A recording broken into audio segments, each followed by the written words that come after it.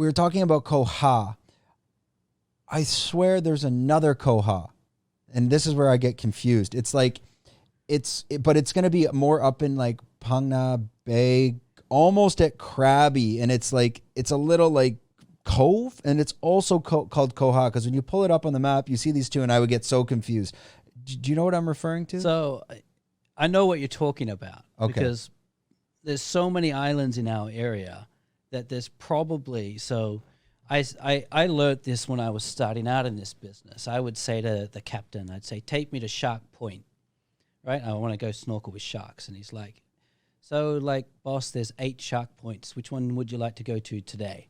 And then I'd be like, take me to Island 5. And he's like, you mean Island 5 in Phang Nga or Island 5 in Krabi, or you mean Island 5 like out past Phi Phi, because Ha means 5, right? Like there's a Koh Ha in past Phi Phi. There's a Koh Ha that's near Koh Poda. There's a Koh Ha that's in Phang Nga Bay. That's like, the one I'm talking about. That's what I mean. It's like in our area, like some of the islands also have like multiple names, you know, like we've got the official name, we've got the Google Maps name, we've got the English name, which is translated in 8 different ways. So it reads differently every single time. So I think like, yeah, I get what you're saying. Like there is multiple Koh Has, and I think like in Phang Nga Bay, if you're talking about, that's the one. Yeah. Talking about places to go see in Phang Nga Bay, I really love like Lot Roy and Lot Kudu. These are two kind of not on any group tour map, right? Because it's when you buy a group tour, that group tour is sold to you all based on the captain following a certain route. And they're following a certain route to save fuel, right? Everything's about fuel usage. Whereas with us, with a private tour, it's there's no limit that we give to our captains. We're like, just go, you know, like enjoy it. And that's why I'm like the Koh Roy has got this like beautiful cave that you swim through. You come out on the other side. It's got mangroves everywhere. It's got the fruit bats up in the trees. It's beautiful. It's like this weird once in a lifetime experience that you could never get if you buy a group tour. Yeah, and these caves, once you get up there, they're amazing. I mean, you see cave paintings. I heard there's some of them are like 30,000 years old. Yeah.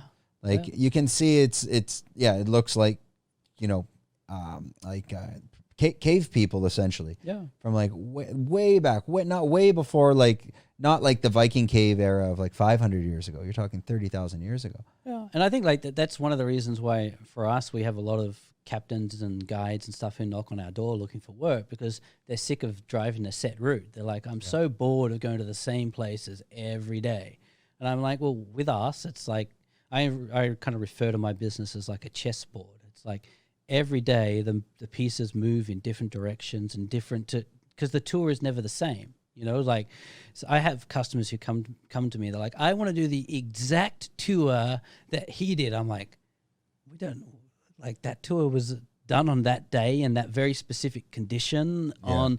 So today we can do something similar, but certainly not exact, because. Well, I guess it's similar if you're running, I don't know, some sort of safari or something. Like maybe the lions aren't out today, or you get it now, right? Like that, and that I'm trying to break that model of like, you know, it's like stop 1's Maya Bay, stop 2's Pile Lagoon, stop 3's Lunch, stop 4's Monkey Beach, stop 5's Kai Island. If you enjoyed this content, we're doing 5 clips like this a week. If you want to watch the full podcast, click here.